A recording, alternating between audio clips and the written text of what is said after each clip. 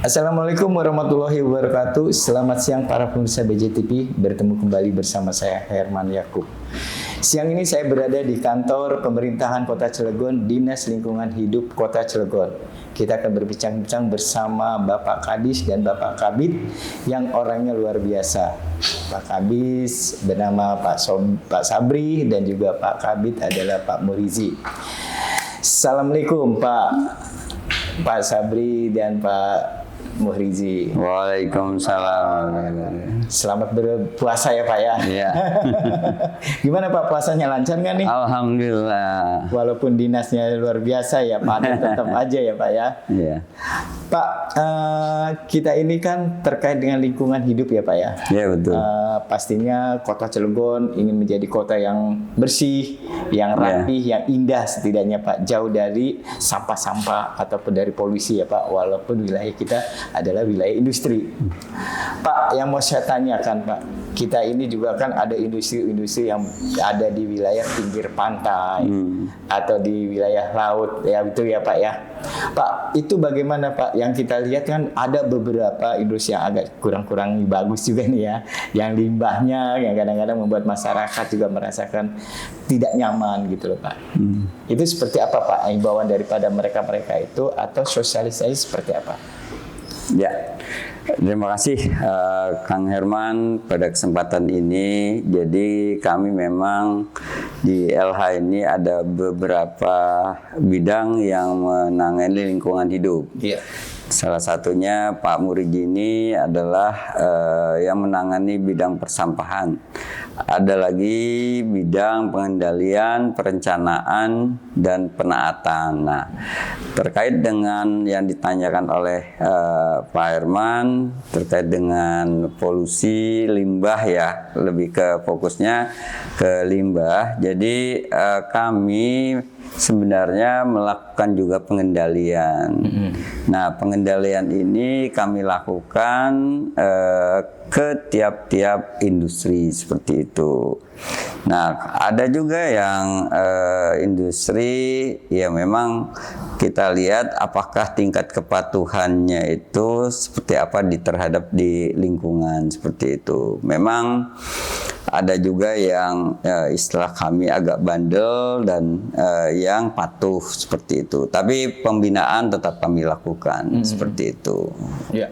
Pak Murizi nih, kabitnya nih yang memang tugas tangan kanannya Pak Kadis ya. Pak, yang tadi kita bicarakan itu dengan sejauh mana nih yang mereka punya melanggar-melanggar daripada limbah-limbah yang sembarang mereka buang bahasanya. Padahal itu kan tidak baik. Ya, Bang Herman, terima kasih izin Pak Kadis. Jadi seperti yang tadi disampaikan Pak Kadis, memang LH ini di samping mengurus tentang sampah, kita juga mengurus terkait sama lingkungan hidup secara umum ya, Kang Herman. Nah, tadi sampaikan terkait misalkan industri yang secara nyata ada pelanggaran-pelanggaran, kabid yang atau bidang yang menangani bukan kami, walaupun kita tim ya, tapi yang lebih nanti bicaranya bidang penaatan. Walaupun tadi ada bidang pembinaan, yaitu bidang pengendalian. Dia rutin tuh setiap tahun. Dia misalkan berapa ratus perusahaan yang dibina, dari mulai ketaatan dia sebagai industri, bagaimana pengelolaan air limbahnya, pengelolaan air limbah cairnya, pengelolaan udara dan lain sebagainya. Itu semua dicek oleh bidang pengendalian. Kemudian apabila ada pelanggaran ataupun ada yang misalkan terakhir kemarin di Fopak misalkan, nah itu pasti bidang penaatan yang akan turun karena sudah bicaranya kejadian gitu. Jadi kembali lagi Kang Herman bahwa LH ini semua tentang lingkungan hidup kami bidangnya masing-masing. Tapi terkait dengan sampah pasti kami. Tapi terkait dengan lingkungan hidup ataupun polusi udara segala macam itu ada bidang lain selain kami. Saya kira itu. Ya, tapi dari Pak Kadis sendiri, kan Pak Kadis secara overall ya Pak ya, pastinya kan lebih walaupun bidang-bidang tetap ada informasinya gitu ya Pak ya. Nah, untuk menyangkut daripada polisi tadi disampaikan dari Pak Kabid bahwa kayak tadi kemarin lah kita pernah ngalamin kebocoran itu ya, bahkan sampai warnanya itu luar biasa tuh, warna kuning kalau nggak salah ya itunya. Nah, dari Pak Kadis sendiri, seperti apa itu Pak Kadis untuk membuat suatu terobosan daripada perusahaan itu sendiri? Ya, kami mereka sebenarnya punya SOP yang lumayan ketat sebenarnya. Apalagi kita tahu bahwa Cilegon ini lebih banyak industri kimianya. Jadi SOP mereka itu sangat-sangat rigid. Ya, tapi kami berharap juga tetap istilahnya itu tetap melakukan review ulang.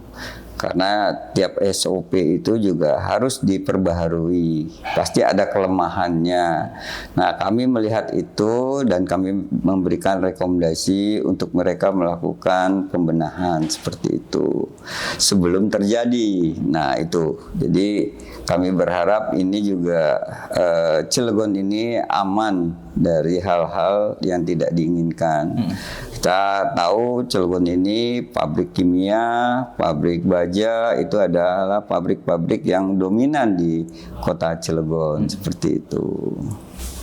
Ya. Jadi kalau dilihat dari sisi itu kan kejadiannya udah beberapa sering ya Pak ya, salah satu perusahaan ini ya kalau kita kaji ya. Tapi ada nggak sih Pak untuk dibuat mereka itu warning gitu loh bahasanya gitu? Kalau untuk yang terkait dengan warning, mereka punya penilaian tersendiri ya. Istilahnya kalau mereka kalau punya apabila terjadi kejadian itu ada nilai minus buat mereka. Apalagi kalau mereka berorientasi ke adipura atau proper.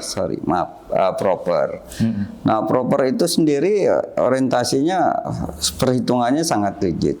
Dilihat dari ketaatan mereka terhadap lingkungan, SOP-nya seperti apa. Nah, itu juga jadi panutan juga buat kami melihat kepatuhan dari setiap industri yang ada seperti itu. Ada yang industri yang memang memenuhi kerja sampai dia propernya itu istilahnya proper emas paling tinggi seperti itu.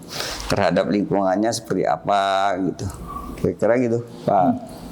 Ya, dari Pak Kabid sendiri sampai sejauh mana nih dalam tahapan sekarang, kan dulu kan kita udah aman nih kan gitu ya, tapi sejauh mana ini dari untuk perusahaan itu yang membuat suatu kejadian seperti ini? Ya, kalau kita lihat kemarin Kang Herman, kejadian di Popak itu kan bukan hanya kami yang turun, bahkan kementerian juga turun akhirnya, dan wewenang untuk memberikan rekomendasi itu hasil dari uji lab. Misalkan terjadi kebocoran, itu nanti diuji samplingnya oleh bidang kami di Penaata. Nanti uji lab itulah menjadi dasar kami buat laporan atau buat berita acara. Nah, nanti kami sampaikan ke pusat. Nanti pusat apa nanti ininya. Jadi tahapannya begitu, Pak. Jadi bicara industri ini memang tidak main-main. Kami semua ada aturannya, sehingga kami harapkan sih industri itu semua patuh terhadap menjaga lingkungan sekitar ya, apalagi bicara tentang bahaya-bahaya bencana yang timbul dari industri tersebut. Saya kira itu. Ya, tapi kalau dilihat dari kejadian kemarin itu ada nggak sih Pak informasi masyarakatnya gitu kan yang merasakan adanya kejadian seperti itu, misalkan seperti sesak napas gitu, mereka itu ada nggak seperti itu Pak informasinya? Ada. Jadi pada saat kita case-nya sekarang case Popak ya, kebetulan paling baru. Iya. Ada sekitar berapa ya, 80-an kalau nggak salah, atau saya lupa 58 atau 85 masyarakat yang terpapar terimbas. Tapi itu dilakukan pengobatan pada saat itu, dirujuk ke puskesmas, dan hari itu juga mereka pulang. Dan yang punya lebih berat itu kita bawa ke rumah sakit seperti itu. Tapi ya alhamdulillah semua bisa ditangani seperti itu. Tidak terjadi sesuatu yang besar ya? Iya, tidak terjadi yang besar seperti itu. Ya, jadi kalau dikaji kita ini kan, kalau dibilang kan Cilegon ini polusinya sangat luar biasa ya Pak ya, karena industrinya itu kimia, yang benar kata Pak Abi tadi menyampaikan gitu. Itu ada standar nggak sih Pak kalau untuk pengetahuan dari polusi-polusi itu seperti itu Pak? Sebenarnya ada ukurannya seperti indeks koefisien udara, IQ disingkatnya IQ. Kita punya target berapa target per tahunnya, seperti kalau di tahun 2025 itu 2021 itu targetnya 40, tapi kita mencapai target realisasinya sampai 85. Dan di 2025 kemarin itu target kita di 72,53 poin. Nah, ini ada penurunan nih 64,12. Kenapa ada penurunan? Karena ada indikator yang berubah di pusat. Nah, itu makanya nilainya turun. Tapi setiap tahun kita melakukan pemantauan sehingga tahu berapa sih indeks koefisien udara di Cilegon itu gitu. Dan itu dipantau langsung dari kementerian seperti itu. Oh, jadi setiap tahun tuh ada pemantauan gitu ya Pak ya? Ya, ada pemantauan, dan itu dilakukan dari kita dengan melibatkan lab independen, dan itu dilaporkan ke kementerian seperti itu.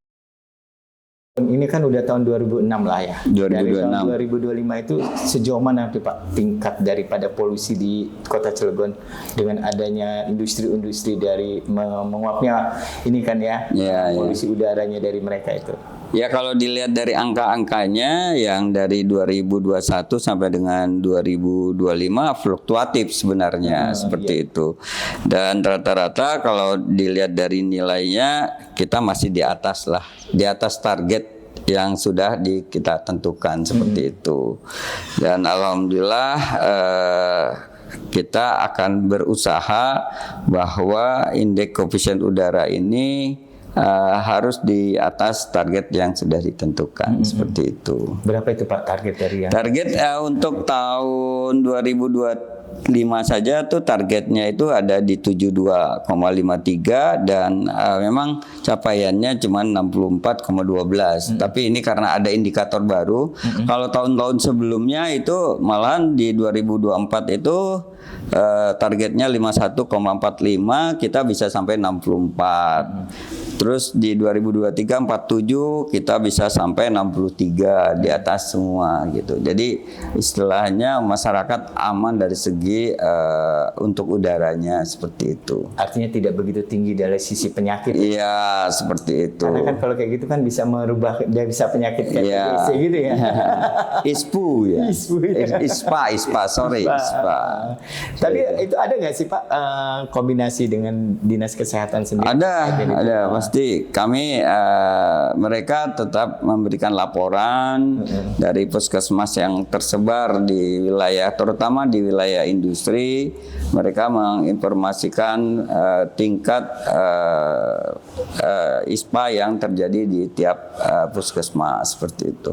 Kalau dihitung nggak begitu tinggi lah ya, karena memang kalau dilihat kalau mereka kena ISPA juga bukan karena industri juga, ada faktor keturunan seperti itu. Nggak harus dijadikan satu patokan. Seperti itu. Emang. Tapi setidaknya kan dengan adanya standar itulah yang bisa dilihat dari sisi kesehatan. Ya, seperti itu. Ya. Pak, kalau polisi boleh dibilang kayaknya luar biasa banyak gitu ya. Nah, kita terkait dari sampah nih Pak. Ya. Sampah ini kalau saya lihat kan katanya kita bagaimana Kota Cilegon sampah ini jangan sampai ada di tempat kan gitu. Bagaimana masyarakat itu bisa jangan sampai membuang sampah dengan sembarangannya kan. Gitu. Ya. Nah Pak, tapi kalau kita lihat secara kasat mata ya Pak ya, karena manusia itu tidak bisa semuanya bisa diatur ya Pak ya. Ya. Tapi masih ada sih Pak beberapa tempat yang memang tempat-tempat yang dibilang harus bersih tapi masih ada gitu. Ya. Itu bagaimana untuk menanggulangi seperti itu Pak? Nah, ini yang mungkin jadi beban berat terutama DLH dan Pak Kabid sendiri yang menangani sampah. Kita tetap berusaha supaya mengurangi sampah yang akan dibuang ke TPA Bagendung. Nah, ini juga karena kita juga berharap umur dari TPA ini panjang. Nah, berharap panjang ini yang paling utama adalah masyarakat itu melakukan pemilahan. Karena mau tidak mau pemilahan inilah yang membantu kita mengurangi sampah yang dibuang seperti itu. Nah, beberapa program yang kita lakukan bertujuan ke sana untuk itu. Kira-kira. Ya, nah katanya Pak Kabid ini terkait dari sampahnya khusus nih ya, spesialnya Pak Kabid ya gitu. Pak Kabid sendiri dari sisi sampah itu seperti apa sih Pak Kabid? Ya, Kang Herman. Jadi kami ini, DLH ini secara tupoksi kami memiliki 4 UPT, Kang. 4 UPT ini sama 1 UPT TPA Bagendung, jadi 5 UPT. Nah, 1 UPT membawahi 2 kecamatan. Nah, masing-masing kecamatan itu ditangani oleh 1 UPT. Nah, terkait dengan banyaknya pelanggaran, Kang ya. Mungkin Kang Herman juga ngeliat di mungkin jalan-jalan yang kadang sampahnya beberapa tempat ya. Ya memang kami sadari kan, kami memang masih belum maksimal dalam mengelola sampah secara keseluruhan. Jadi kami ini belum sepenuhnya memberikan layanan maksimal kepada masyarakat. Tapi kami berusaha, contoh misalkan Pak Wali dengan program barunya menempatkan tempat sampah di jalan protokol misalkan. Itu salah satu bentuk layanan pemerintah untuk masyarakat jangan sampai buang di sembarang tempat. Di tempat-tempat lain di setiap UPT ada TPS, tempat penyimpanan sementara, ada Transdepo. Nah ini kami menghimbau gitu. Jadi kami selalu bersosialisasi di berbagai tempat, Kang Herman, untuk minimal masyarakat tidak buang sampah sembarangan. Tidak buang sampah di sungai, tidak buang sampah di jalan, tidak buang sampah di lahan-lahan kosong. Buanglah sampah itu di tempatnya. Yang saya sampaikan tadi, ini yang selalu kami edukasikan ke masyarakat. Nah, momen ini penting, mudah-mudahan Kang Herman dengan media ini bisa sebagai alat untuk menyampaikan ke masyarakat pentingnya sampah tidak dibuang sembarang tempat. Karena kita tahu bahwa sampah ini sudah menjadi prioritas daerah semua. Terlebih Presiden kita bahwa sampah sudah menjadi prioritas, bahwa sampah harus ditangani, bahkan melalui edaran Mendagri bahwa setiap seminggu 2 kali kita harus kerja bakti. Saya kira itu, Kang. Jadi memang harus diberikan suatu sosialisasi rutin ya Pak. Ya, betul. Apakah ada kerjasama dengan pihak RT? Kan pastinya kan kelurahan itu kan memiliki satu RW atau RT ya Pak ya, supaya masyarakat itu bisa lebih disosialisasikan. Ya memang terkait dengan pengelolaan sampah, kita dalam penanganan sampah itu ada di kita itu lingkungan itu mengelola sendiri, Kang Herman. Mengelola sendiri dalam arti masyarakat RT atau RW menunjuk pengurusnya untuk mengangkut sampah. Ini yang kita sebut pengangkutan sampah secara mandiri. Jadi kan ada pengangkutan sampah melalui armada kita. Ada yang mandiri, lingkungan, ada industri, termasuk industri yang memang potensi kita yang sangat besar.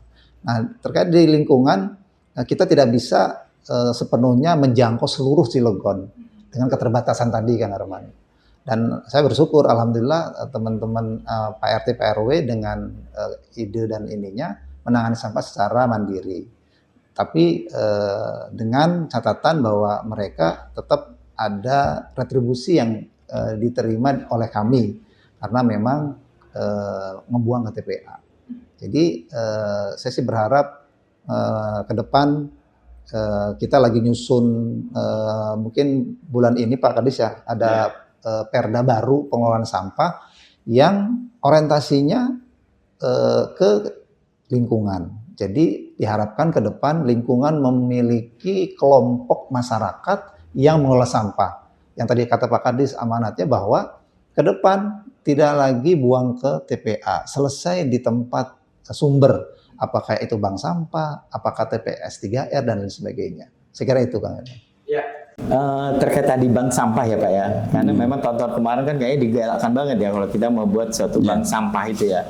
Nah sekarang ini kayaknya reda, apa memang seperti apa nih Pak? Berjalan atau memang lagi stuck gitu loh Pak, terkait dari bank sampah itu sendiri? Ya, kalau kami sekarang bukan dikatakan stuck ya, kami sedang melakukan pembaharuan, mulai dengan membentuk paguyuban bank sampah, forum bank sampah, terus kita juga sudah melakukan pendataan ulang bank sampah. Kenapa? Karena aspek legal itu juga diperlukan untuk bank sampah.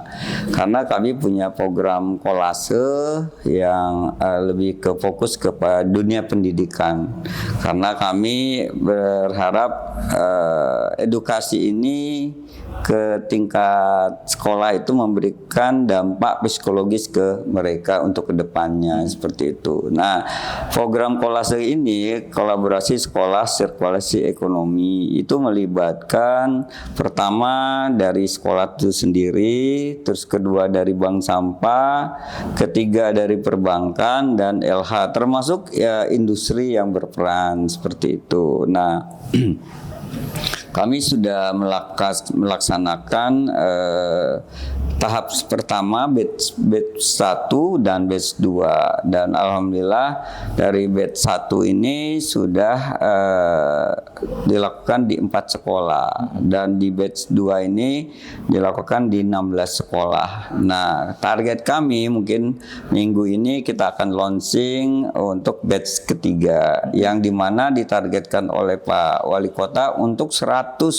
sekolah seperti itu. Lebih diperluas gitu. Lebih diperluas dan kalau dilihat dari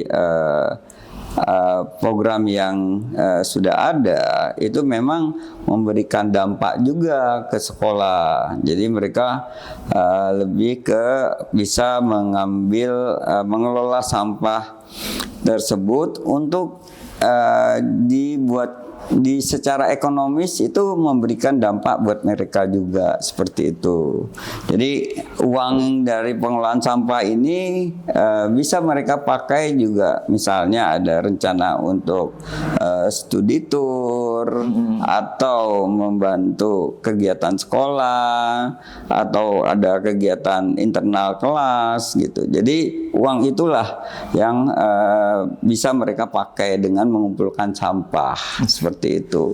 Dari batch pertama itu dari hampir 1 tahun lebih itu mereka bisa bisa menghasilkan sekitar 34 juta Pak. Oh, luar biasa ya Pak ya. Nah ini baru 6 bulan ini kemarin kita cek mereka bisa mengumpulkan dari 16 sekolah ini hampir 24 juta seperti itu.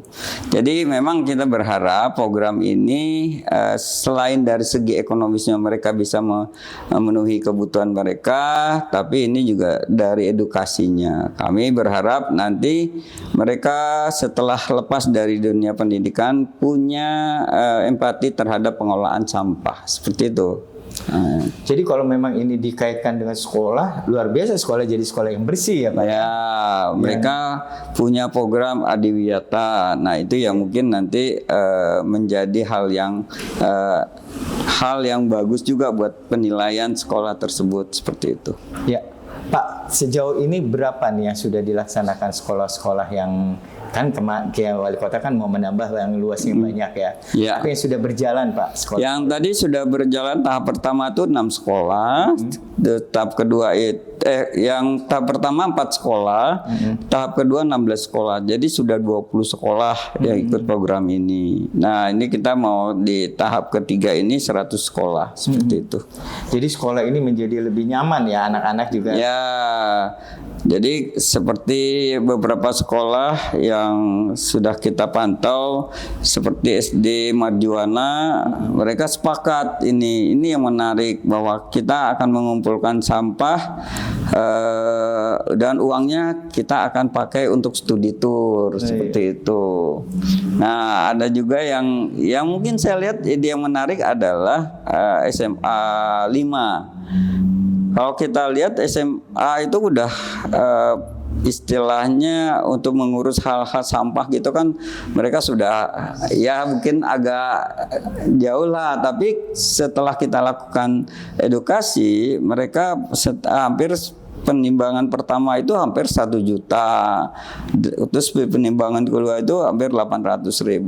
Berarti tingkat kepedulian mereka juga sebenarnya besar terhadap ini gitu. Semakin mereka merasakan untuk kebersihan itu juga ya. Iya, nah itu. Jadi dan hal ini yang menarik adalah orang tuanya ikutan, Pak Kang Herman. Jadi kalau kita bilang orang tuanya nitip sampah sama anaknya untuk dijual, untuk dibawa ke sekolah.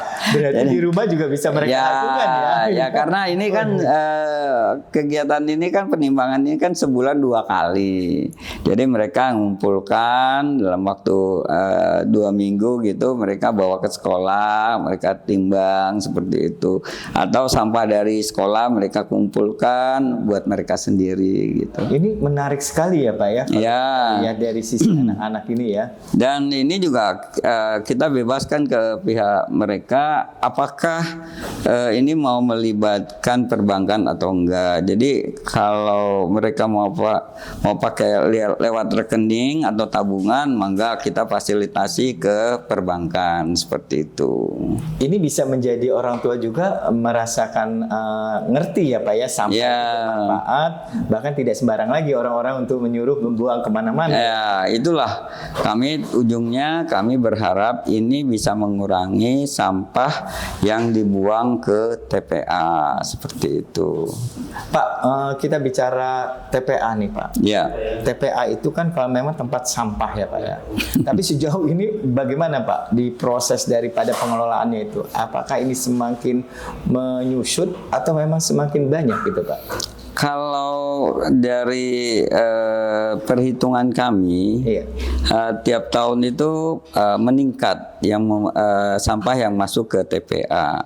Nah ini yang kita berusaha, ini kita kurangi melalui beberapa kegiatan seperti yang tadi disampaikan, melalui program kolase, atau mereka melalui teman-teman bank sampah. Itu kan satu juga kan kalau musim hujan sekarang ini kan pastinya kan aroma ya kan. Gitu kan. Nah, itu proses seperti itu tuh yang harus dijalankan itu seperti apa tuh Pak? Ya, kami berharap ini memang kendalanya biasanya ada di musim penghujan. Nah, ini ya salah satu yang kami melakukan penyemprotan ke sampah yang ada di sekitar situ seperti itu untuk mengurangi bau. Nah, ini alhamdulillah TPA kita ini berada di lereng ya. Jadi kalau dilihat perputaran dari angin itu memang nggak langsung ke masyarakat. Nah itu keuntungannya seperti itu. Kami berharap juga secanggih apapun pengelolaan sampah, tapi tetap sumber pertama adalah di sumbernya. Kami berharap dari LH masyarakat melakukan pemilahan dari level yang paling bawah, dalam hal ini adalah rumah tangga. Nah ini, jadi kalau sudah dimulai dari level yang paling bawah, insya Allah ke atasnya juga akan mengurangi sampah yang masuk ke TPA Wagendung seperti itu. Bantuan masyarakat dalam memilah sampah itu adalah hal yang kita harapkan seperti itu. Masyarakat Kota Cilegon yang saya hormati dan saya banggakan, pesan yang ingin saya sampaikan adalah bahwa kalau tadi Pak Kadis bicara pemilahan, kalau saya bicaranya mohon dengan keikhlasan jangan buang sampah sembarangan. Itu yang ingin saya tekankan. Buanglah sampah pada tempatnya. Jadi di beberapa tempat sudah kami sediakan, baik itu di TPS-TPS yang sudah ditentukan. Intinya jangan buang di sungai, jangan buang di jalan, jangan dibuang ke lahan-lahan kosong. Itu akan berdampak terhadap kesehatan, lingkungan, dan lain sebagainya. Saya kira mohon dengan sangat masyarakat Cilegon untuk tertib dan disiplin untuk tidak buang sampah sembarangan. Terima kasih. Wah, sebenarnya ini waktunya ya Pak ya. Kayaknya masih perasaan kok cepat sekali kita berbicara masalah terkait lingkungan hidup ini ya Pak ya. Ya. Karena waktu yang singkat, ya mudah-mudahan ini masyarakat khususnya ya, supaya lebih mengerti, supaya bisa jadi juga sampah itu jangan sembarangan untuk mereka buang di tempat yang tidak layak kan gitu Pak ya. Dan ini sangat menarik untuk sekolah juga, dan mudah-mudahan lingkungan hidup di Kota Cilegon, LH ini menjadi tempat yang memang penyuluhannya lebih baik lagi untuk masyarakatnya. Ya. Ya, demikianlah para pemirsa BJTV, kita berbincang-bincang dengan Pak Kadis Sabri dan juga Pak Kabid Muhriji yang sangat luar biasa dalam penanganan terutama dari polusi maupun dari sampah. Mudah-mudahan Kota Cilegon ini menjadi kota yang bersih, polusinya juga lebih enak sehingga mereka hidup lebih nyaman.